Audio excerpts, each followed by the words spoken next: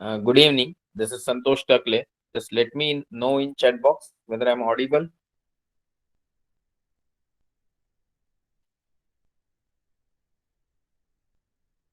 Yeah, thank you. Now I'll present my screen. I just wanted to know. Just tell me whether it's visible.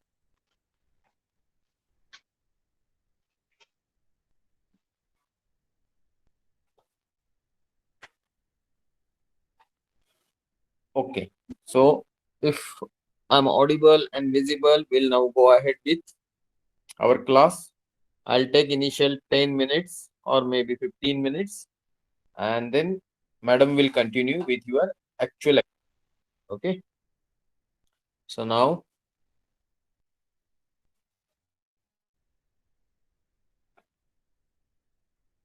this is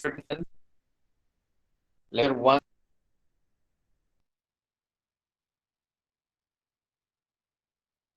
What you will be, and immediately some academics teaching, but then my 10 minutes, 12 minutes will be taken for covering what you will be learning in Science 1, Science 2 for the year of 10th SSC and what you have already covered till 10th. So let's go through the first Science 1 part. As you can see here, we start from the gravitation, then we get into the periodic tables, then we talk about some chemical reactions, then electric current, heat,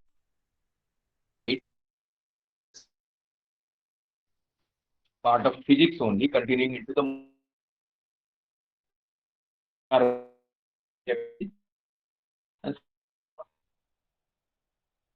and is complete mix of physics and chemistry. In if you go to the science too, that it starts from the heredity evolution. Okay, there's always some problem with the voice. So let me see what we can do. Uh, just give me a second. Now voice is clear.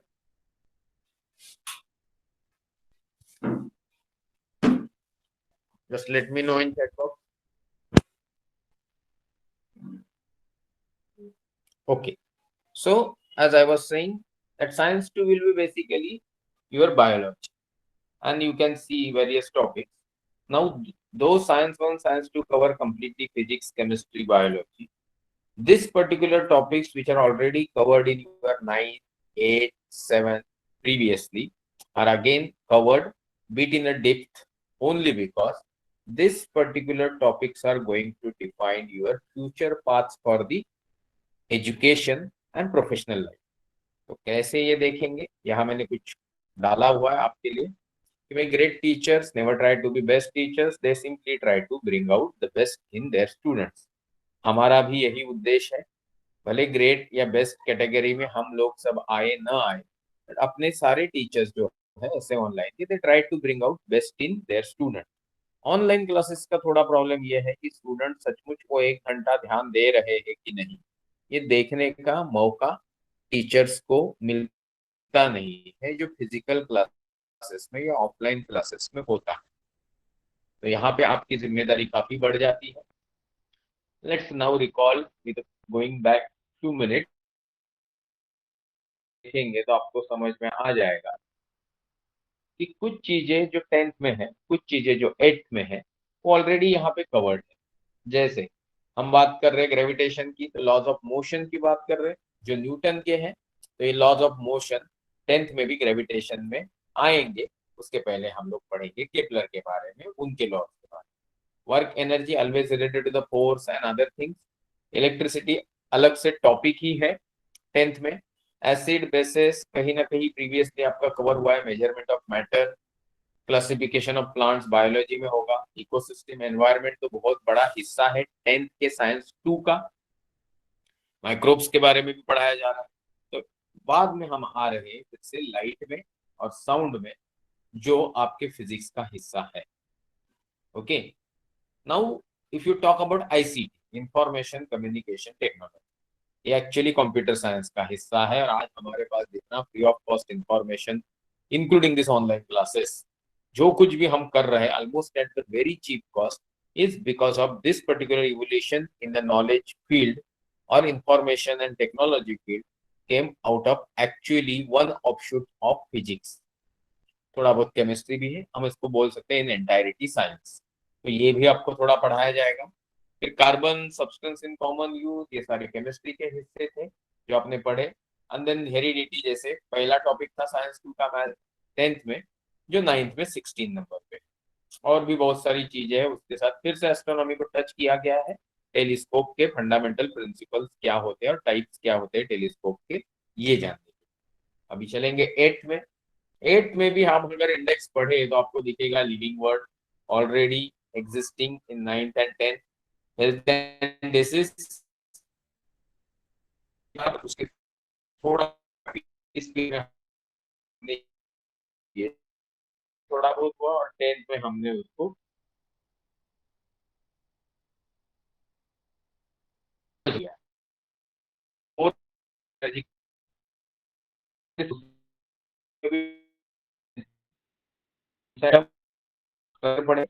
Metal non metal सारे chemistry के हिस्से हैं, ताकि तब जबकि pollution ये सारी चीजें वगैरह जो है, ये थोड़ा बहुत कहीं ना कहीं केमिस्ट्री और बायोलॉजी या एनवायरमेंटल साइंस को टच करते हैं। डिजास्टर मैनेजमेंट 10th में ऑफिशियली एक टॉपिक है, जो यहाँ 8th में भी आपको था, 1 साल पहले 2 साल पहले। बाकी चीजें जो यहाँ लिखी हुई है वो केमिस्ट्री और बायो का हिस्सा है, जबकि measurement and effect of heat sound light, ये सारी चीजें जो है वो फिजिक्स का हिस्सा है। तो इस तरीके से जो आपने ऑफिशियली 8th 9th में पढ़ा, उसी चीज का एक फिर से थर्ड रिवीजन 10th में है। तो 10th में साइंस 1 या 2 ज्यादा टेंशन वाली चीज नहीं है, बट ये बहुत चीज है। अगर मैंने तो what you have like listing priority wise, किस चीज में, 8th के इंडेक्स में, 9th के इंडेक्स में, 10th के इंडेक्स में हमने फिजिक्स केमिस्ट्री बायोलॉजी की बात की। अभी हम बात करेंगे मैथ्स की भी। इंडेक्स नहीं दिखाऊंगा, सिर्फ यहाँ जो सवाल है ये साइंस को भी एप्लीकेबल है, मैथ्स को भी एप्लीकेबल है।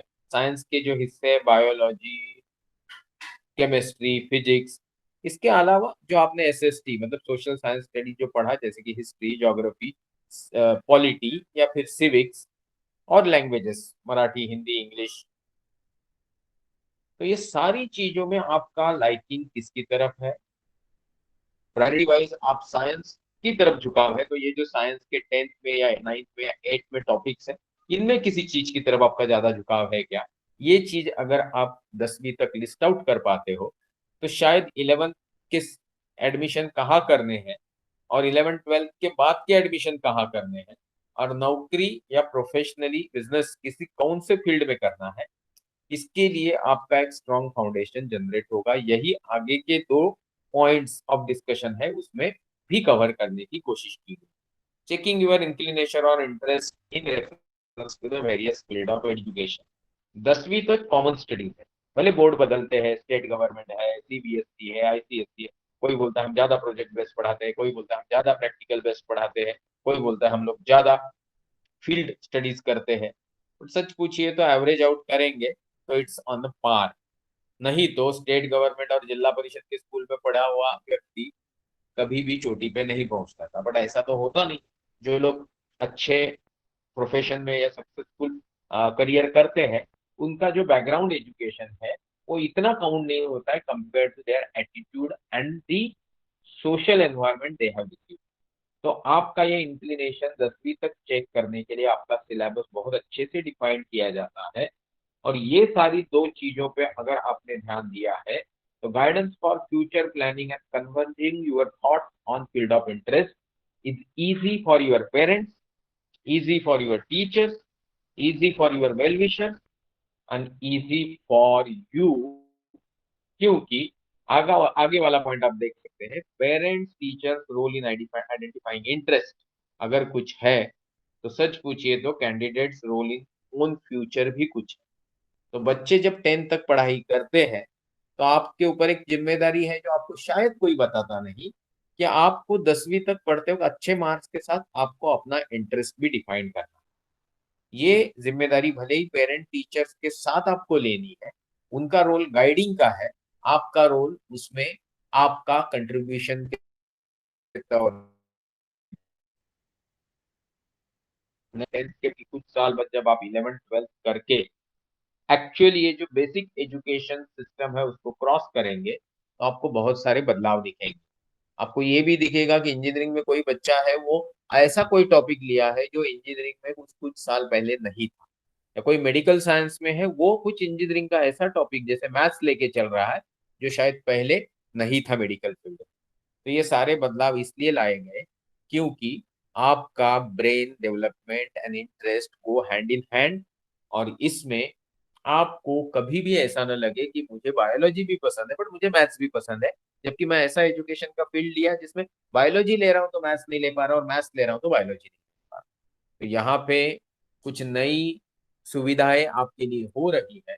यहाँ मुझे इंटरेस्टिंग पार्ट सिर्फ ये लगा कि एजुकेशन पॉलिसी का द फाउंडेशन वो लोग जो बिल्ड कर रहे हैं उसमें आपकी मदर टंग या जो आपकी मोस्ट कंफर्टेबल लैंग्वेज है एज ए चाइल्ड उस पर ध्यान दे रहे हैं, बट आज इस पे नहीं बात करेंगे। आप ऑलरेडी ये दौर क्रॉस कर चुके हैं। तो आज हम बात किस टॉपिक पे करेंगे? आज हम इस टॉपिक पे बात करेंगे कि आपके कुछ सवाल है तो अभी आप मुझे पूछ सकते हो, नहीं तो हमारे ऑनलाइन क्लासेस का इंटेंट यही है कि आपको हर मकाम पे जिंदगी के यूजफुल कैसे बने रहना है, और finally tending to being happy कैसे रहना है, ये आपको मिस्ट्री बताने का काम बीच बीच पे मैं और बीच बीच में अच्छे अच्छे टीचर करेंगे आपको एकेडमिक्स पढ़ाने के अलावा।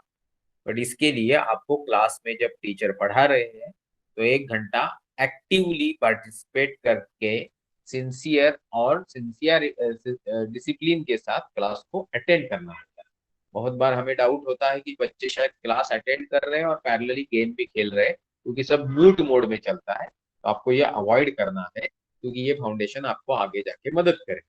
क्वेश्चंस आपके कुछ है तो चैट बॉक्स में आप लिख सकते हो, नहीं तो मैं आपके ग्रेविटेशन नाम के टॉपिक को सिर्फ ब्रीफली टच करना चाहता हूँ, जिसको डिटेल में लीना मैडम पढ़ाएंगी। I will not be taking your much time, already मैं 15 मिनट ले चुका हूँ। I will be taking your 5 minutes because I wanted to make you tell you certain things. यहाँ एकेडमिक प्लानिंग नाम का एक टॉपिक है, ये आप बच्चों को हर किताब में से पढ़ना है, क्योंकि they summarise what I told you, कि भाई आप साइंस 1 में पढ़ रहे हो क्या पढ़ रहे हो, किसकी पढ़ रहे हो, साइंस 2 में क्या है, इन दोनों का टॉपिक जो है वो एक दूसरे से कनेक्ट कैसे होता है, ये जब टीचर बताएंगे तो आपको मालूम होना चाहिए कि टीचर साइंस 1 में साइंस 2 के बारे में क्यों बात कर रहे हैं। तो बहुत सारी चीजें हैं जो आपके किताब में अच्छे से एक्सप्लेन्ड है। When we come to the topic called gravitation, जो टॉपिक नाम के हैसियत से आप पहली बार सुन रहे हो, क्योंकि इसके पहले आपने कुछ टर्म्स सुने, जैसे आपने कभी फोर्स सुना, कभी आपने एक्सेलरेशन सुना, कभी आपने वेलोसिटी सुना, कभी आपने क्रिटिकल वेलोसिटी सुना जो सैटेलाइट को इम्पार्ट की जाती है। बट ये सारी चीजें जिस अहम मुद्दे से जुड़ी हुई है वो है gravitational influence given by any body because of इस इंट्रिंसिक वर्च्यू कॉल्ड मास। जिस चीज के साथ मास एसोसिएटेड है उसके साथ ग्रेविटेशनल इन्फ्लुएंस एसोसिएटेड है। हाल ही में आपने एक बहुत ही मशहूर कारनामा सुना होगा, ग्रेविटेशनल वेव वगैरह, it is equal in time and space fabric. ये बड़ी बड़ी बातें जो आप सुनते हो आपके आसपास करने की कर पाया, तो आपके टीचर्स, आपका स्कूलिंग, आपके मम्मी डैडी ने पे की फीस सब वसूल हो गई, ऐसा आप समझ सकते। तो चलो ग्रेविटेशन को एंजॉय करते हैं, not by reading this text, मेरे तरीके से। तो ग्रेविटेशन मैं ये बोल रहा हूँ कि आप अभी अपने कुर्सी में बैठे हो, या अगर गलती से आप खड़े होके लेसन मैं जो बोल रहा हूँ वो मोबाइल में हाथ में पकड़ के सुन रहे हो, और मोबाइल ना ही आपके हाथ से गिर रहा है और ना ही आप इस पृथ्वी के ऊपर या आपके जिस घर में खड़े हो वहां नहीं रहे हो, तो इसके पीछे फोर्स एसोसिएटेड है, और ये फोर्स उस फोर्स को काउंटर कर रहा है जिसका नाम ग्रेविटेशन। तो ये क्या गुत्थी है, ये सॉल्व करने के लिए हम जाएंगे इन 3 क्वेश्चंस में। What are the effects of force acting on object. तो आप बोलेंगे कि भाई फोर्स, बल क्या करता है? तो बल भाई धक्का मारने का काम करता है। ये एक 50% हिस्सा हो गया डेफिनेशन ऑफ फोर्स का, बट 50% ये हिस्सा है कि रोकने का काम होता है, रोकने का भी काम फोर्स करता है। मतलब कुछ चीज में जा रही थी तो उसको रोकने के लिए भी फोर्स लगता है। ये आप अपने दिमाग में फिट कर, और ये क्लैरिटी आपको आ जाए तो आपको ग्रेविटेशन समझ में आया, ये समझ में आ जाए। What type of forces you are familiar. फिर आप बोलोगे कि मैंने बॉल को फेंका, वो बाउंड्री तक गया, या मैंने बैट से बॉल को जोर से मारा, या बैडमिंटन खेलते वक्त लगने वाला फोर्स, साइकिल चलाते वक्त लगने वाला फोर्स, या मोटरसाइकिल को धक्का मारते वक्त लगने वाला force. So many forces. Even आप प्लेट उठा के डाइनिंग टेबल पे रखते हो, इसमें भी बहुत सारे फोर्सेस एसोसिएटेड है। तो इनके अलावा कुछ फोर्सेस जो हम अप्लाई नहीं करते, वो है जैसे कि ग्रेविटेशनल फोर्स, न्यूक्लियर फोर्स। इसके अलावा भी कुछ फोर्सेस हैं जो, जैसे हमने बलून में हवा डाल दी और बलून को खुला छोड़ दिया तो बलून इधर उधर भागता है, वो भी एक फोर्स है जो न्यूटन के थर्ड लॉ के हिसाब से काम करता है। बट हम उसको अप्लाई नहीं करते, हमने उसको स्टोर किया रहता है बलून में, हवा पंप करके ही बाहर निकलते वक्त कुछ इम्पार्ट करता है। तो ये बहुत सारे फोर्स है। What do you know about the gravitational force? Gravitational force के बारे में सबको इतना ही पता होता है कि ये हमको पृथ्वी पे पकड़ के रखता है। Just give me second, hold on. Gravitational force हमको पृथ्वी के ऊपर पकड़ के रखता है। चंद्रमा के ऊपर उतना एक्टिव नहीं है क्योंकि उसका वजन कम है, और मैंने पहले ही डिफाइन किया था कि मास के साथ एक ग्रेविटेशनल फोर्स का बड़ा लगाव है। तो चंद्रमा का मास 1/6 के आसपास है, तो भाई उसके ऊपर का ग्रेविटेशनल 1/6 है, तो वहां पे हम चलने लगते हैं हमारे पृथ्वी की स्टाइल से। तो वहां पे हम ऑलमोस्ट हवा में उड़ने लगते हैं। इसी के कारण मंगल ग्रह के ऊपर ग्रेविटेशनल इन्फ्लुएंस के कम होने के कारण वहां का एटमॉस्फेयर कुछ साल पहले उड़ गया, और वहां पे अभी हैबिटेबल कंडीशंस नहीं। तो ये है ग्रेविटेशनल फोर्स। अभी जब आप अगले टॉपिक में जाएंगे तो देखेंगे कि यहाँ उन्होंने डिटेल में आपको वो ग्रेविटेशनल फोर्स एक्सप्लेन किया। जो सर ऐसा बोलेंगे तो अमेरिका पहले से वहां मौजूद, वो चीज बहुत सारे लोगों को पता नहीं थी, तो वहां पे जाके झंडा गाड़ने का काम वो भाई साहब ने किया। वैसे ही ये फोर्स पहले से एग्जिस्ट करता था यूनिवर्स में, बट लोग एक्सप्लेन नहीं कर पा रहे थे। जैसे जॉन्स केपलर ने न्यूटन के पैदा होने के पहले 60 साल अपनी जिंदगी बिताई, तकरीबन 1570 से। उसके कुछ साल पहले गैलीलियो जी पैदा हुए, वो 1640 तक न्यूटन के पैदा होने तक जिंदा थे। इन्होंने भी बहुत सारा एस्ट्रोनॉमी और फिजिक्स पे काम किया। बट इन लोगों को वो सवाल नहीं आया, उनके प्रिंसिपल सिमिलर टाइप के होने के बावजूद, जो न्यूटन को आया कि आसमान में उड़ाई हुई चीज या लटकने वाली चीज, वो फल हो फूल हो, वो नीचे पृथ्वी की तरफ क्यों आती है। और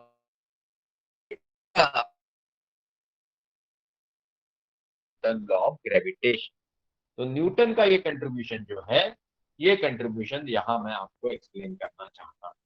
अगर मैं ये चित्र आपको दिखाऊं यहाँ पे, और 5 मिनट बाद, 2 मिनट बात करके मैं रुकने वाला। ये चित्र मैंने आपको दिखाया, आप देख रहे हो कि ऑलमोस्ट नॉर्थ पोल के ऊपर एक बड़ा सा एप्पल का ट्री दिखाया गया है। आपको दिख नहीं रहा है तो मैं दिखा देता हूँ चाहिए तो। ये देखिए, ये पृथ्वी है जिसको मैंने ऐसे, ओ सॉरी सॉरी सॉरी, ऐसे मैंने टिक किया। ऊपर घुमा रहा हूँ, वो ऑलमोस्ट नॉर्थ पोल पे है। बहुत सारे एप्पल भी लगे और वो नीचे गिर रहे हैं, उसमें से एक न्यूटन के सर पे गिरा। तो भाई वो न्यूटन को समझ में आया कि ये सारी चीजें नीचे क्यों आ रही है। सवाल आया तो उन्होंने उसको ढूंढने की कोशिश की, सवाल का जवाब, और फिर ग्रेविटेशनल फोर्स का जो फॉर्मूलेशन है, मैं यहाँ उस सवाल पूछ, भारत देश भी दिख रहा है देखो। जैसे मैं उसको सर्कल घुमाता हूँ, बड़ा सर्कल इसलिए घुमा रहा हूँ, पूरा इंडियन सब कॉन्टिनेंट कवर कर रहा हूँ। मैं जानना चाहता हूँ कि सपोज यहाँ पे आप खड़े हैं, मतलब मान लो कि अनुज खड़ा है शिलोंग में। ओके,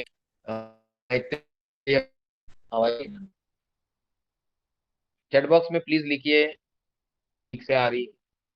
अभी भी ब्रेकिंग है। अरे बाप रे, फिर ठीक है, मैं कंटिन्यू कर देता हूँ कि तो हम इसको फिर से कवर करेंगे और will leave it like that. Madam will continue with proper network, क्योंकि वो शहर में रहती है, मैं गांव में रहता हूँ। सो मैं यहाँ बताने की कोशिश कर रहा हूँ जहाँ पे मैं रुकता हूँ कि ग्रेविटेशन के बारे में आप गलत फहमी में मत रहिए। जैसे न्यूटन बैठा है वैसे हम नहीं बैठते। न्यूटन भी ऐसे नहीं बैठा है क्योंकि वो लंदन में बैठा था, नॉर्थ पोल पे नहीं बैठा। तो आज हम अगर अपनी पोजीशन दिखाना चाहते हैं यहाँ पे, तो हम ऐसे हैं।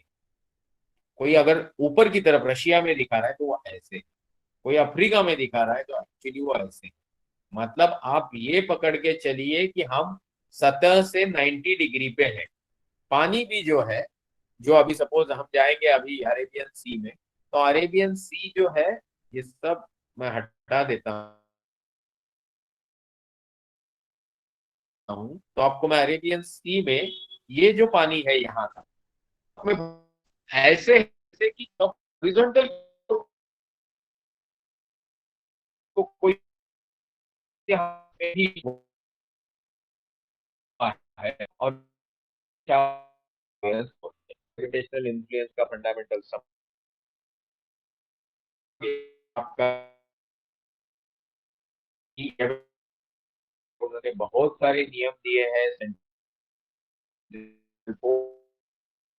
बात है के बारे में ठीक से आ रही नहीं है कि नहीं,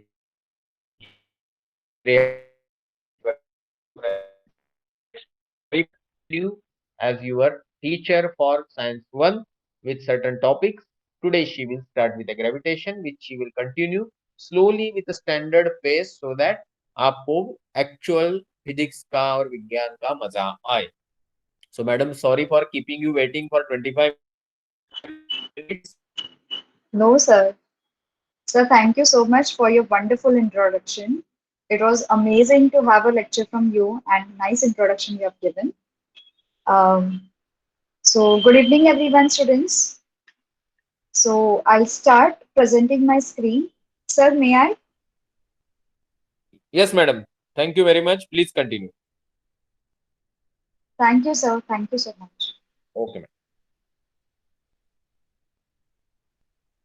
ओके तो सर ने आपको इतना अच्छा डेफिनेशन दिया ग्रेविटेशन का कि शायद ही कोई इसको ग्रेविटी टॉपिक को इतने अच्छे से रिलेट कर पाए। सो सर ने इतना अच्छा प्रेजेंटेशन और इतना अच्छा सिंपल वे में और सिंपल तरीके से बताया कि ग्रेविटेशन का मतलब क्या है। ये गुरुत्वाकर्षण शक्ति जो होती है, ये हमारे अर्थ पे ना कि सिर्फ अर्थ पे, हमारे आजू बाजू में हर जगह पे प्रेजेंट होती है। ओके जैसे सर ने आपको बताया कि ये चांद पे, मून पे 1/6 ऑफ द अर्थ होती है। अब ये मून पे 1/6 ऑफ द अर्थ क्यों होगी? बिकॉज हम पैदा हुए हैं अर्थ पे, हम पैदा मून पे नहीं हुए हैं।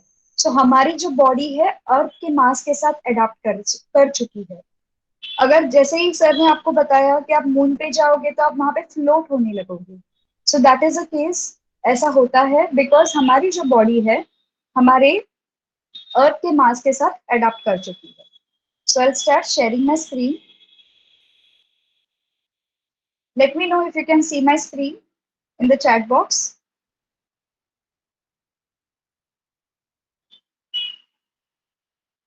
Okay, is my screen visible everyone? Okay great. तो आज हम पढ़ने वाले हैं ग्रेविटेशन के बारे में। जैसे सर ने आप सभी को बताया, नॉट ओनली ग्रेविटेशन, सिर्फ ग्रेविटेशन नहीं, ग्रेविटेशन के अलावा बहुत सारे फोर्सेस हमारे नेचर में हैं जो एक्ट करते हैं, बहुत सारे नेचुरल फोर्सेस हैं। फॉर एग्जाम्पल आपके जो इलेक्ट्रोमैग्नेटिक फोर्सेस है जो आपको दिखाई नहीं देते हैं। उसके बाद आपके न्यूक्लियर फोर्सेस है, स्ट्रॉन्ग न्यूक्लियर फोर्स होता है, एक वीक न्यूक्लियर फोर्स होता है। उसके बाद आप जैसे सर ने आपको बताया प्लेट उठा के रखते हो आप, तभी एक फोर्स एक्ट होता है, एक नहीं बहुत सारे फोर्सेस एक्ट होते हैं। तो कोई कोई फोर्सेस जो है हम डेली लाइफ में यूज तो करते हैं लेकिन उसे समझ नहीं पाते, ऐसा क्यों होता है? नाउ ये ग्रेविटेशन के बारे में जब हम पढ़ रहे हैं तो अगर आप देखोगे ये ग्रेविटी जो है अर्थ के सेंटर पे लोकेटेड होती है।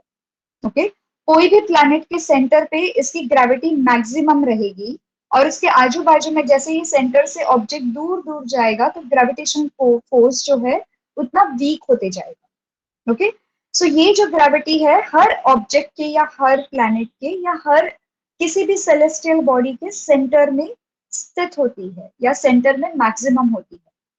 ठीक है, तो अभी हम आते हैं हमारे फर्स्ट पार्ट पे, difference between gravitation and gravity. Gravitation का मतलब क्या है और ग्रेविटी का मतलब क्या है? इसमें सिर्फ नाउन का ही फर्क नहीं है, एडवर्ब एडजेक्टिव, सिर्फ इंग्लिश का ही फर्क नहीं है, दोनों के मीनिंग का भी डिफरेंस है। ओके, ग्रेविटेशन में क्या होता है, ये फोर्स है अट्रैक्शन की जो एक्ट करती है between any two bodies of the universe. तो यूनिवर्स में कहीं पे भी आपको ये ग्रेविटेशन फोर्स एक्ट करते हुए दिखाई देगा, जैसे कि सैटर्न और उसके मून्स के अराउंड, जुपिटर सैटर्न के बीच में जो एस्ट्रॉइड बेल्ट है उसमें, that is also attracted by gravitational force. Okay, okay, so ये सारे forces, am I audible students, am I clearly audible? I hope I am not breaking in between.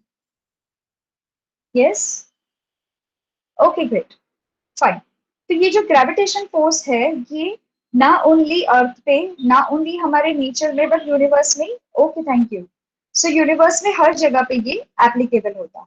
अब हम आते हैं ग्रेविटी की। Gravity is earth gravitational pull on the body lying on near the surface of the earth. हम gravity की कब बात करते हैं? जब हम एक प्लैनेट को रिप्रेजेंट करते हैं, फॉर एग्जाम्पल अर्थ। जब हम अर्थ पे रहते हैं तो अर्थ की बात करेंगे, तो अर्थ पे जब भी कोई भी ग्रेविटेशन पुल होता है या कोई भी फोर्स होता है जो डायरेक्टली उसके सेंटर पे रिएक्ट करता है, ओके, तो हम उसको बोलते हैं ग्रेविटी। तो ग्रेविटेशन जो फोर्स होता है not only limited to certain body but it is applicable in all the bodies in between, all the two bodies in between universe, throughout the universe।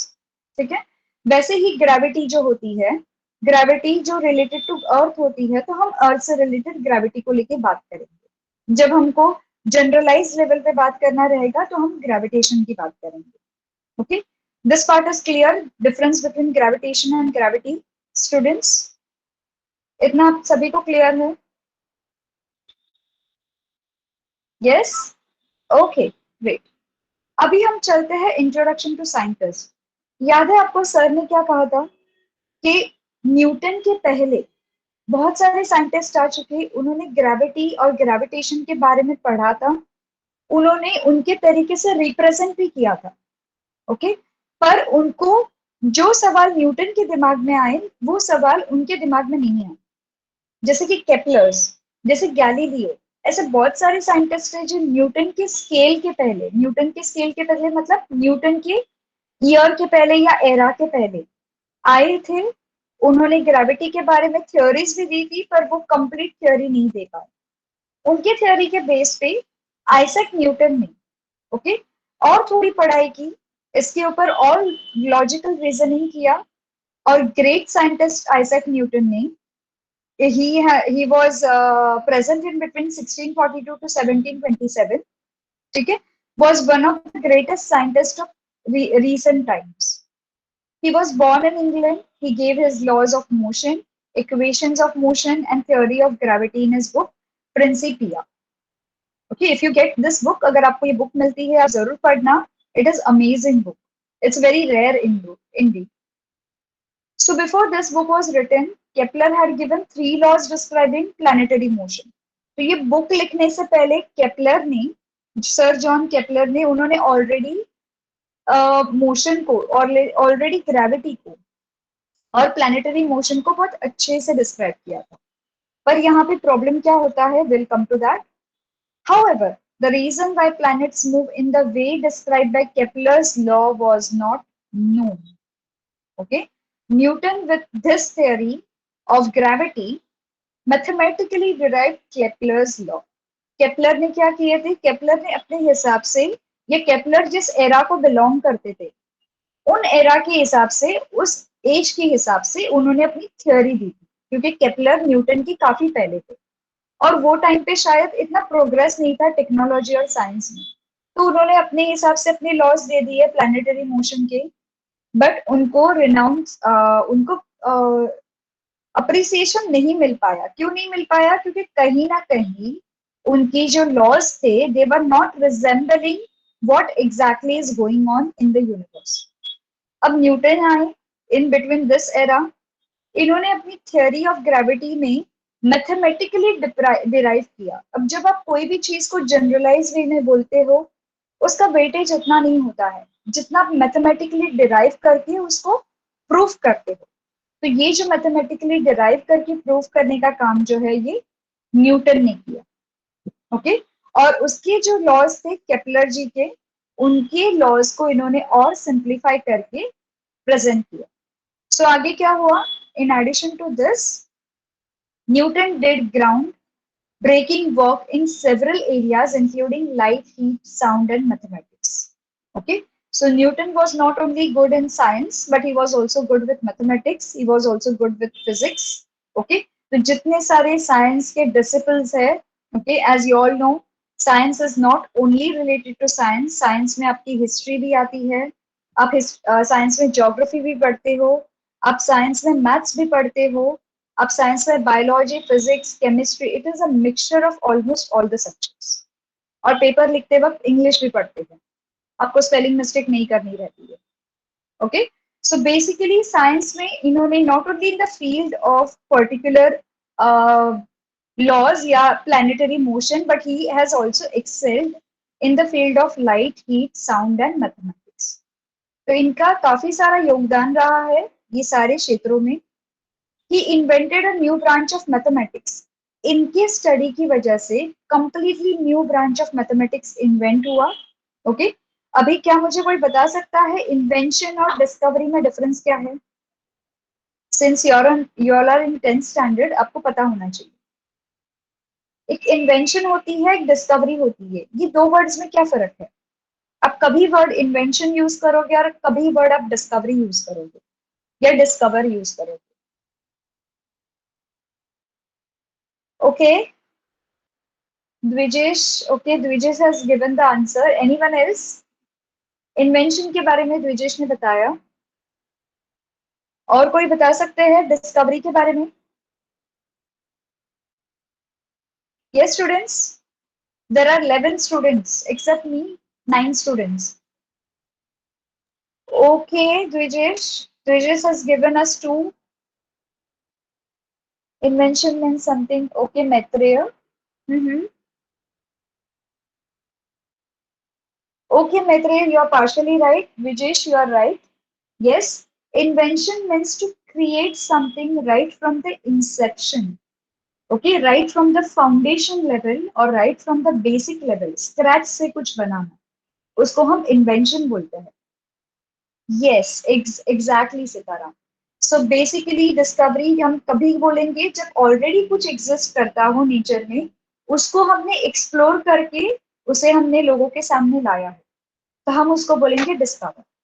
तो ये जो ब्रांच ऑफ मैथमेटिक्स था, ये Newton ने totally से invent कर दिया।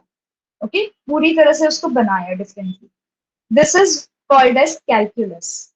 Okay, इस ब्रांच का नाम है calculus and it has a wide ranging application in physics and mathematics. इस कैलकुलस के बेसिस पे काफी सारे जो साइंस और मैथ्स के जो फील्ड है वो आगे एक्सप्लोर होना स्टार्ट हो गए, ब्रॉड होना स्टार्ट हो गए, और उसमें बहुत सारी अपॉर्चुनिटीज भी मिलना स्टार्ट हो गए। ये जो कैलकुलस का ब्रांच है, इन्होंने बहुत सारे इन्वेंशंस को भी रिजल्ट किया। Okay, so he was the first scientist to construct a reflecting telescope. So Galileo ji ने टेलीस्कोप बनाया जरूर है, लेकिन ये जो फर्स्ट रिफ्लेक्टिंग टेलीस्कोप है जिसके बारे में हम पढ़ेंगे आगे जाके, तो ये बनाया है न्यूटन ने। तो फर्स्ट साइंटिस्ट जिन्होंने रिफ्लेक्टिंग टेलीस्कोप बनाया, जिससे हमको और भी ज्यादा आसानी हुई एस्ट्रोनॉमिकल फील्ड्स में, ओके, या स्पेस स्टडी से related. Everyone is clear with this? Why are we studying Isaac Newton? जी, ओके। सो आइजैक न्यूटन के थॉट्स क्या थे ग्रेविटेशन के ऊपर, ये हम देखेंगे। As we have learn the phenomenon of gravitation, he was discovered by sir Isaac Newton. हम सभी को पता है। Okay, Bhoomi, control your typing, no problem. Okay, So as we have already learned, the phenomena of gravitation was discovered by Sir Isaac Newton. Okay? As the story goes, he discovered the force by seeing an apple fall from the tree on the ground. Now, यहाँ पे ये Apple जो था वो Apple tree के नीचे बैठे थे, जैसे सर ने आपको स्टार्टिंग में एक्सप्लेन किया। जस्ट वो अपना फन टाइम एंजॉय कर रहे थे कि एक एप्पल गिरा। जैसे एप्पल गिरा इनके सर के ऊपर, इनको थॉट क्लक हुआ। कभी कभी होता है ना, कुछ थॉट हमारे माइंड में किक हो जाते हैं, एक पर्टिकुलर टाइम की देरी होती है। कभी कभी हमको पूरे दिन में कुछ याद नहीं आएगा, all of the sudden end of the day कुछ याद आ जाएगा, अरे ये तो बाकी रह गया। बस वैसे ही हुआ, इन्होंने एप्पल्स काफी सारे देखे, काफी सारे एप्पल्स भी खाए, बट ये जो इंसिडेंस था, जो एप्पल उनके सर के ऊपर गिरा, जिन्होंने इनको थॉट को प्रोवोक किया। ओके, इनके थॉट को जब प्रोवोक किया तो इन्होंने सोचा कि ये जो एप्पल है ऊपर से नीचे क्यों गिरा। ये हवा के झोंके से कहीं और भी गिर सकता था, उड़ के भी जा सकता था, ऊपर से उस तरफ भी जा सकता था, ये बिल्कुल इसके नीचे क्यों गिरा। Okay? So he wondered why all apples falls vertically downward and not at the angle to the vertical. So इसका मतलब ये है, ये जितने सारे एप्पल्स है ये सारे नीचे क्यों गिर रहे हैं, ये इस तरफ क्यों नहीं जा रहे, इस तरफ क्यों नहीं जा रहे, बिल्कुल एकदम स्ट्रेट लाइन में नीचे क्यों गिर रहे हैं। ठीक है। After much thought, he came to the conclusion that the earth must be attracting the apple towards itself. Okay, बहुत इन्होंने खोजा, बहुत ढूंढा, यहाँ वहां घूमे, बहुत सारा टाइम उन्होंने स्पेंड किया ये फाइंड आउट करने में कि एप्पल एग्जैक्टली नीचे क्यों गिरा। अल्टीमेटली उन्होंने एक कंक्लूजन पे अराइव किया। ओके, उस कंक्लूजन पे इन्होंने सोचा ये बिल्कुल अर्थ का अट्रैक्टिव फोर्स है जो एप्पल को अपनी ओर खींच रहा है। ओके, और ये जो अट्रैक्टिव फोर्स है अर्थ का, ये कहाँ से आया है, from centre of the earth. Okay, ये कहाँ से आया है, अर्थ के सेंटर से आया है। ये इन्होंने पता चल गया, इनको ये बात तो क्लियर हो गई थी। अब रह गई बात, ये प्रूफ कैसे किया जाए। अब लोग तो पूछेंगे, अगर लोगों को हम बताएंगे अरे ये ऐसे हो रहा है, तो लोग पहले क्या पूछेंगे, तुझे कैसे पता, या आपको कैसे पता, या तुमको कैसे पता, आप कैसे आ गए इस कंफ्यूजन पे। बस यही बात हो गई थी यहाँ पे भी। The direction from the apple on the tree to the center of the earth is vertical direction at the position of the apple, and thus the apple falls vertically downward. Okay? अब यहाँ पे एक और बात आती है, अर्थ जो है वो है गोल। ठीक है, अब अर्थ गोल है, इसका मतलब ये है कि अर्थ में जो एप्पल गिरना चाहिए वो इधर नीचे नहीं गिर के यहाँ पे भी गिर के स्लाइड होके नीचे जाना चाहिए। ओके, अर्थ के गोल शेप की वजह से ये एप्पल जो है उड़ के कहीं और भी जाना चाहिए, पर ऐसा नहीं हुआ, ये बिल्कुल नीचे गिरा। ठीक है, तो इससे इन्होंने डिसाइड किया कि ये बिल्कुल ही सेंटर जनरेटेड फोर्स है, और ये फोर्स जो है सेंटर से आ रहा है। अब ये सेंटर से क्यों आया, कैसे आया, ये हम देखेंगे आगे की स्टोरी में। आई होप आपको ये सर आइजैक न्यूटन और ग्रेविटेशन के बारे में पता चला होगा, क्या हुआ उनके साथ।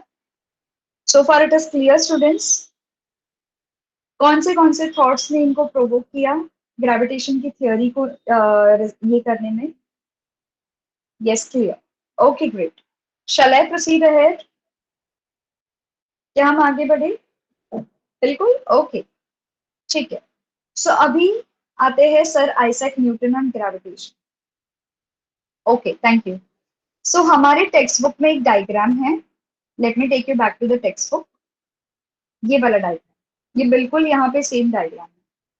सो हमारा ये जो डायग्राम है यहाँ पे, it is showing concept of the gravitational force and the gravitational force between the earth and the moon. Okay, एक तो मून को प्लेस किया यहाँ पे, एक अर्थ है, यहाँ पे न्यूटन जी बैठे हैं, यहाँ पे एप्पल का ट्री है, और यहाँ से एप्पल गिर गया। ठीक है, अब इन्होंने जो ग्रेविटेशन का थ्योरी डिस्कवर किया, ये इन्होंने जो ग्रेविटेशन की थ्योरी दी है, अब यहाँ पे क्या होता है, first the force on an apple on the tree is towards the center of the earth, that is along the perpendicular from the position of the apple to the surface of the earth. Suppose हम मान ले कि center of the earth यहाँ पे है। ठीक है, यहाँ पे center of the earth है, तो अभी यहाँ पे जो फोर्स एक्ट कर रहा है एप्पल के ऊपर, जो सेंटर ऑफ द अर्थ से जनरेट होके ट्री पे एक्ट कर रहा है। ठीक है, तो यहाँ पे क्या होना चाहिए, हमारा जो एप्पल है वो बिल्कुल अर्थ पे गिर रहा है, ये एक्सेप्टेबल है। और एक बात पे आते हैं, now the figure also shows the gravitational force between earth and the moon. जो मून है वो अर्थ की ऑर्बिट के साथ जुड़ा हुआ है। अब ऐसा भी हो सकता है ना कि अर्थ की ग्रेविटेशन फोर्स की वजह से मून को भी अर्थ पे गिरना चाहिए, ऐसा क्यों नहीं हो रहा है? Will come to that. So the distances in the figure are not according to the scale. Of course, this is just a visual representation. इसमें scale के हिसाब से ये रखा नहीं है. This is just for your understanding. Newton thought that if the force of gravitation acts on the apple on the tree at the different heights from the surface of the earth, it can also act on the objects even at a greater heights. Much farther away from the earth, just for like example is moon. Moon पे भी act होना चाहिए, ये इनके दिमाग में आ गया. Now, can it act on even farther objects like other planets and sun? अभी इनके दिमाग में एक और बात आ गई. जब अर्थ की ग्रेविटी इतनी स्ट्रांग है कि एप्पल को खींच सकता है, तो ये मून को भी खींचना चाहिए, मून के साथ सन को भी खींचना चाहिए, मार्स को भी खींचना चाहिए, वीनस, जुपिटर, सबको खींच के अपनी तरफ लेना चाहिए. ऐसा क्यों नहीं हो रहा? ओके, तो ये था इनके दिमाग में, ये बात आ गई. अब हम आगे चलते हैं इस concept.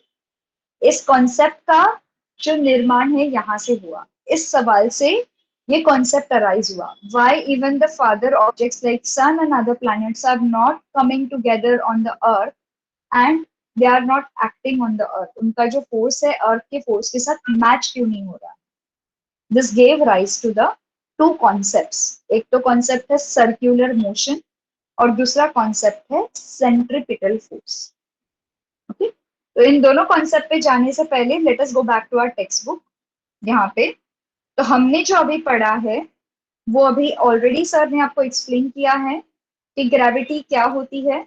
It is a gravitation force is universal force and it acts not only between the two objects on the earth but also between the two objects in universe. जैसे मैंने आपको सबसे बेस्ट एग्जांपल दिया Jupiter और उसके moons, Saturn और उसकी जो रिंग्स है वो, उसके बाद एस्टेरॉइड का बेल्ट है वो. तो ये पूरे यूनिवर्स में पूरी मिल्की वे है, आपके पास अलग अलग गैलेक्सीज है, वहां पे भी ये फोर्स एक्ट करता है. Okay, now again gravitation force depend करता है मास ऑफ द ऑब्जेक्ट के ऊपर. फॉर एग्जाम्पल अगर आप स्टोन ऊपर से नीचे डालो, ओके, आप स्टोन पकड़ो एक हाथ में आप फेदर पकड़ो. अगर आप स्टोन को ऊपर से नीचे डालोगे और फेदर को दूसरे हाथ से नीचे डालोगे, कौन सा जल्दी गिरेगा, स्टोन गिरेगा या फेदर? यस स्टूडेंट्स, कौन सा ऑब्जेक्ट जल्दी गिरेगा? स्टोन. क्यों? फेदर भी तो गिरेगा ना, फेदर भी गिर रहा है मेरा.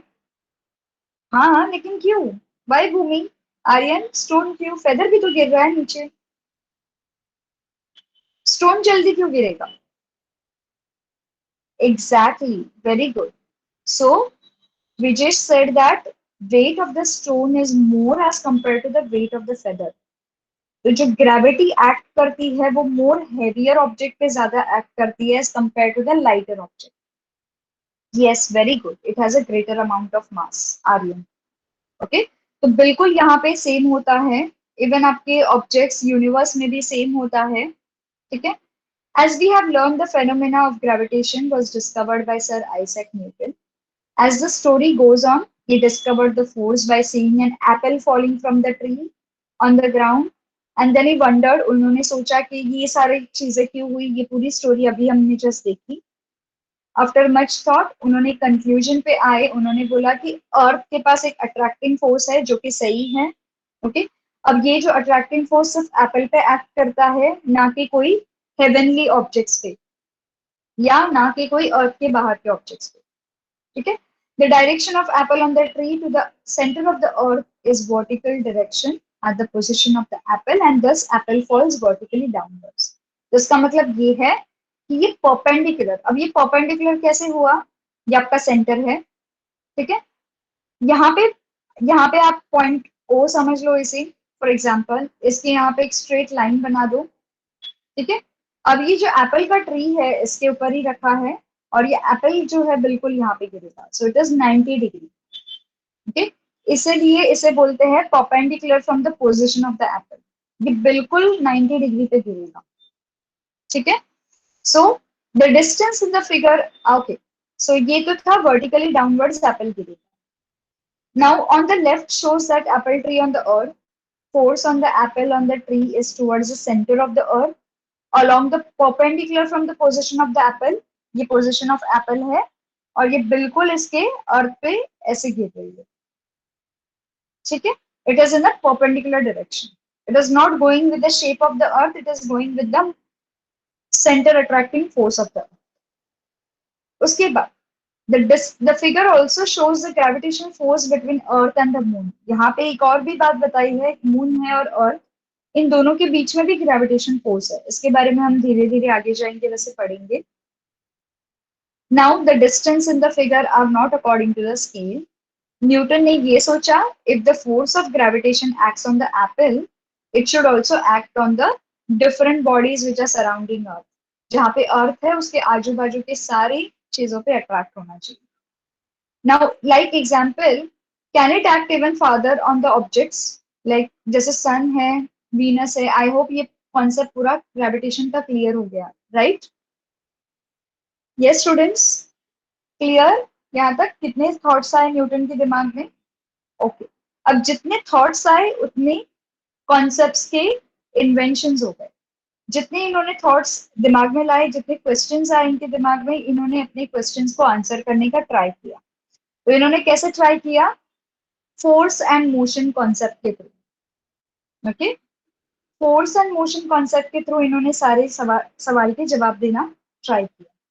नाउ यहाँ पे आपने जैसे सर ने आपको बताया है फोर्स क्या होता है। कभी हम चीजों को फोर्स बोल सकते हैं या फोर्स एक्टिंग बोल सकते हैं। फोर्स किस तरह का होता है?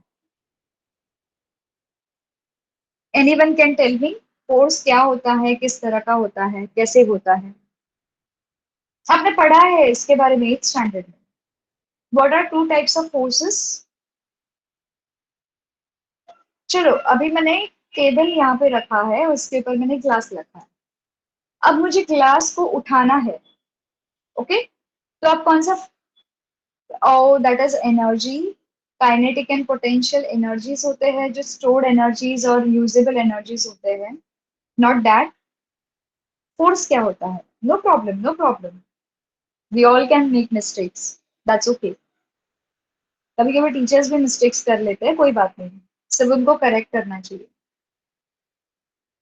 यस, मैंने टेबल से ग्लास को उठाया, उसको हम कौन सा फोर्स बोलेंगे? चलो the easiest example I take, I have a door, मैंने डोर को क्लोज किया। No, muscular force is a type of force, okay, muscular force is, ठीक है, बट मैंने दरवाजे को क्लोज किया और फिर से मैंने दरवाजे को ओपन किया। अब ये दोनों में कौन से टाइप ऑफ फोर्सेस यूज हो गए? एक तो क्लोज किया और एक तो ओपन किया, इसके बारे में आपने ऑलरेडी पढ़ चुके हो 8th स्टैंडर्ड में। दोनों पी से स्टार्ट होते हैं, हिंट भी दे दिया मैंने। Yes, students. Only 2 to 3 students are answering from 9 students.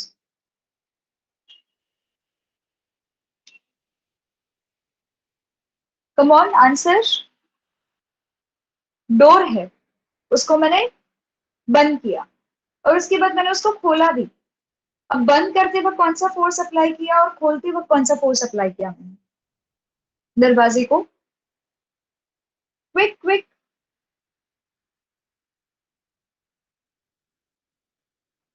So yes, you can try, give it a try, it's okay. So there are two types of force apart from your muscular force, okay? You have two types of force, that is pull force and push force. किसी भी चीज को आप खींचते हो तभी भी force की जरूरत पड़ती है, किसी भी चीज को आप पुश करते हो या अपने से दूर करते हो वहां पे भी फोर्स की जरूरत पड़ती है। यस और no students? So there are two types of force, pull force and push force, okay. तो यहाँ पे भी सेम कॉन्सेप्ट अप्लाई होता है। प्लैनेटरी जो ऑब्जेक्ट्स है they also follow the same concept, force और मोशन का। हम आते हैं इसके ऊपर, what are the Newton's law of motion. Now ये न्यूटन्स लॉ हम धीरे धीरे पढ़ेंगे। जो फोर्स नेसेसरी होता है ये क्या करता है, पुल और पुश फोर्स, ये ऑब्जेक्ट की स्पीड को चेंज करता है। नॉट ओनली स्पीड, इसकी डायरेक्शन को भी चेंज करता है अलोंग विद द मोशन। ठीक है, तो उसके मोशन के साथ साथ डायरेक्शन और स्पीड दोनों भी चेंज होती है। जब आप डोर को पुश करते हो तब आप उसकी स्पीड और डायरेक्शन देखो, और जब आप डोर को पुल करते हो तभी आप उसकी स्पीड और डायरेक्शन देखो। करेक्ट, दोनों डिफरेंट होती है, right? Same applies over here. Easy to understand, clear? Okay. Muscular force भी आपकी एक टाइप का फोर्स होता है, पर इसके बारे में हम आगे पढ़ेंगे। Let us relate our chapter with the different forces. Okay, अब आते हैं हम इंट्रोडक्शन ऑफ साइंटिस्ट। ये ऑलरेडी हम कर चुके हैं। I hope this this is very clear. इसमें कोई डिफिकल्टी या डाउट नहीं है किसी को? Okay, great. Shall I go ahead with new concept?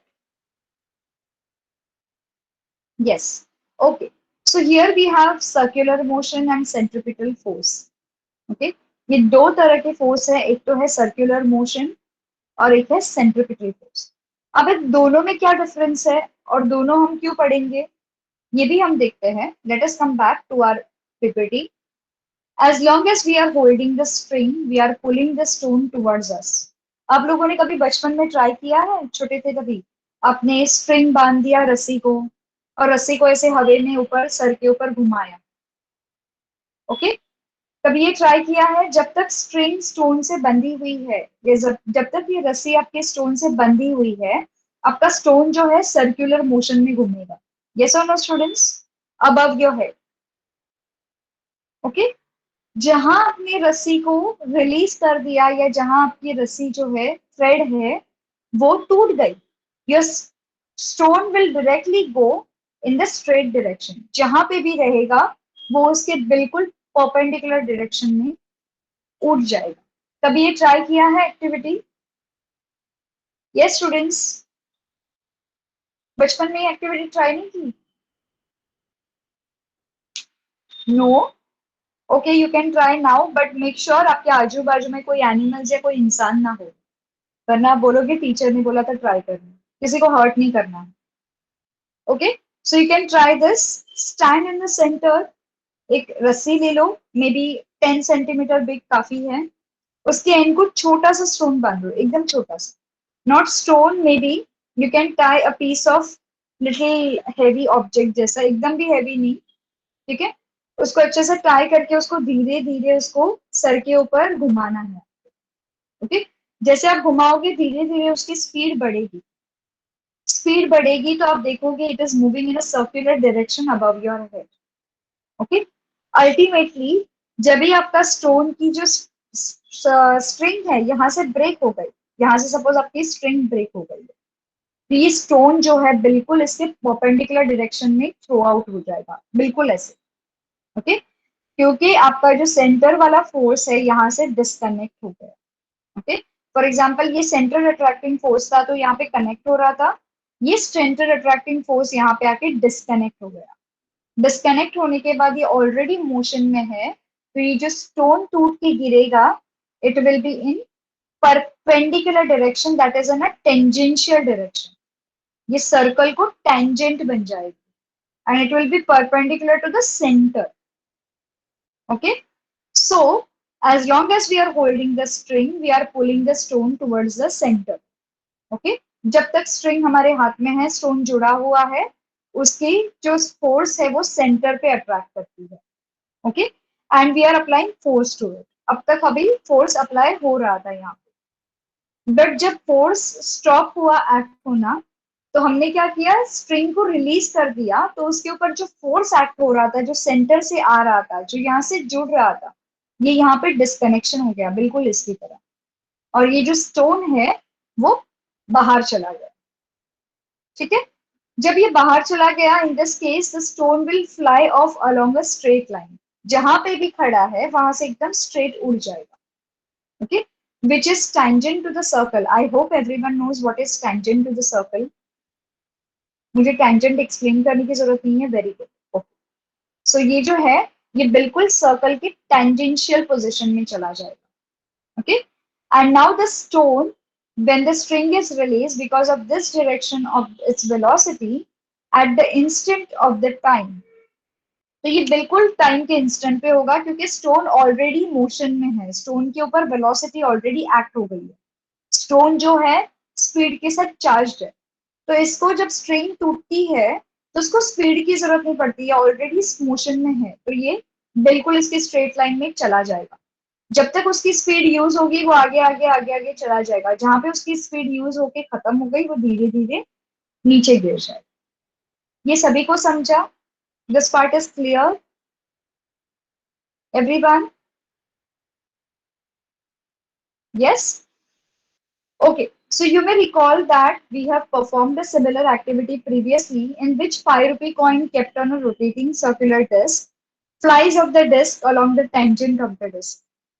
So हमने क्या किया था, हमने एक पेंसिल ली थी, उसके ऊपर हमने 5 रुपीज का कॉइन रखा था, एक डिस्क बनाई थी और पेंसिल से उस डिस्क को घुमाया था, तो 5 रुपीज का कॉइन बिल्कुल स्ट्रेट उड़ के चला गया। ओके, सो ये जो डिस्क है ये सेम प्रिंसिपल फॉलो करता है, जहां पे आप खड़े हो वहां पे पेंसिल को रखना है, ये पूरी की पूरी डिस्क रहेगी कार्डबोर्ड की, ओके, सिंगल कार्ड पेपर की, और यहाँ पे आपको कोई भी जगह पे 5 रुपी का कॉइन रखना है। धीरे धीरे जब आप उसको दोनों हाथों से मूव करोगे, जसं आपण हे घेऊन कसं घुसळतो टाक, तसं आपण दोन्ही हाताने हे करतो ना टाक घुसळताना, तर सेम वे आपको करना है। तर तसं केल्याने काय होणार, तुमचा जो फोर्स आहे ते सेंट्रल अट्रॅक्टिंग असणार आणि 5 रुपीजच्या कॉइनला स्ट्रिंग अटॅच नसल्यामुळे 5 रुपीजचा कॉइन टँजेन्शियल डायरेक्शन मध्ये उडून जाणार। Okay, yes. So this coin पहले पहले ये रोटेट होगा डिस्क के साथ, लेकिन एक स्पीड आने के बाद, एक स्पीड पकड़ने के बाद ये तुरंत टेंजेंशियल डायरेक्शन में उड़ जाएगा। Okay, thus a force acts on any object moving along a circle and is directed towards the center of the circle is called as a centripetal force। तो जो सर्कल के सेंटर पे attract होता है उस फोर्स को हम बोलते हैं सेंट्रिपिटल फोर्स। ओके, जो सेंटर कंट्रोल करता है उस फोर्स को, ओके, उसे हम बोलते हैं सेंट्रिपिटल फोर्स। अब gravitation force is not a centripetal force. Gravitation force कोई भी एप्पल को स्ट्रिंग से कनेक्ट नहीं करता है, ह्यूमंस के ऊपर स्ट्रिंग बंधी हुई नहीं होती है। ओके, हम डायरेक्टली विदाउट एनी स्ट्रिंग हम जमीन की ओर अट्रैक्ट होते हैं, पर यहाँ पे स्ट्रिंग की जरूरत होती है, यहाँ पे कोई मीडियम की जरूरत होती है जो सेंटर से अटैच्ड होती है, तभी हम इसको बोलते हैं centripetal force. So centripetal means centre seeking force या सेंटर अट्रैक्टिंग फोर्स। जो सेंटर के ऊपर सारा मास डिपेंड होता है उसे हम बोलते हैं centripetal force, and the object tries to go towards the centre of the circle because of this force. तो ये जो ऑब्जेक्ट है ये सेंटर की ओर जाने का ट्राई करेगा, पर ये मोशन में है, ऑलरेडी सर्कुलर मोशन में, तो ये सेंटर की ओर नहीं जाते हुए ये मोशन में मूव होगा। ओके, जब ये सेंटर से डिस्कनेक्ट होगा तो ये टेंजेंशियल डायरेक्शन में उड़ जाएगा। ओके, और जब तक इसको मोशन नहीं मिला है ये सेंटर से अटैच रहेगा। ओके, इसीलिए स्टार्टिंग में जब आपकी ऑब्जेक्ट की स्पीड स्लो होती है तो वो सेंटर की ओर ही रहता है, फिर वो जैसे स्पीड बढ़ती है वो दूर दूर दूर दूर जाएगा और दूर जाएगा। This is the same thing happens with the satellites. Okay, satellite जो होती है वो पहले सेंटर से अट्रैक्ट होती है, धीरे धीरे धीरे फिर वो दूर जाती है। We will come to that point when we are studying. So I hope this centripetal force is clear with everyone. इसमें कोई डाउट है किसी को? Yes students, easy to understand what is centripetal force? Okay, nothing like doubts. Okay, great. All right, I hope I'm not going fast. क्या मैं fast जा रही हूँ? ये पेस ओके है ना सबके लिए समझने के लिए? Okay, okay great. Only few students are replying, बाकी कोई रिप्लाई नहीं कर रहे हैं। Very disappointing. ठीक है, तो अभी हम और एक जो सैटेलाइट के ऊपर एक्ट करता है फोर्स, जैसे मैंने आपको बताया कि बीच में से ऐसे सर्कल सर्कल करके कॉइल होते होते वो दूर जाएगा, इसके बारे में हम पढ़ेंगे हमारे नेक्स्ट सेशन में। तो ये आज का जो सेशन था it was introduction on gravitational force, okay, and different types of force. So you want me to continue or shall we continue in the next year? Because already 1 hour हो गया. You all tell me how you are comfortable. I guess let us continue in the next session. Is it okay? Yes, students. Reply quickly. Yes. Okay. So we shall stop over here for today. Next session में हम करेंगे circular motion क्या होता है, satellite के ऊपर कैसे act करता है, और अर्थ की ऑपोजिट डायरेक्शन में ये सैटेलाइट कैसे जाती है, और ये अल्टीमेटली अर्थ के एटमॉस्फेयर के बाहर जाके एस्केप कैसे हो जाती है. This we will learn in our next session. Okay, so let us stop here for today. Okay, if you have any doubts, students, post in the chat box, please.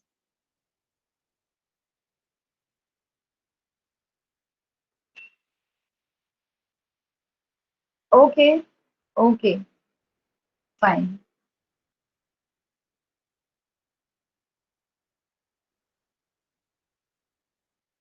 Okay, students, you all can leave. Thank you. Bye.